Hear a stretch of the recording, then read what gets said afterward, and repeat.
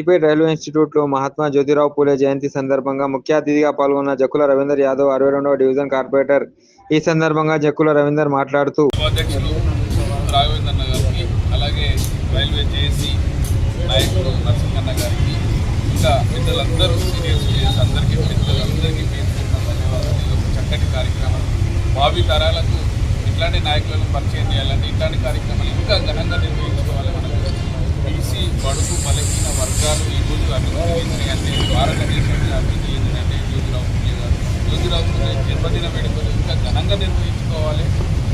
ఇలా మానవ జీవన విధి విధానంలో మానవునికి ఏమి కావాలి, విద్య, వైద్యం, అభివృద్ధి పదంలో ముందుకు నడుపుతున్నటువంటి వ్యక్తి, చాలా గొప్ప వ్యక్తి, ఒక మహానాయకుడు జన్మదిన వేడుకలు ఈరోజు జరుపుకోవడం చాలా సంతోషకరం.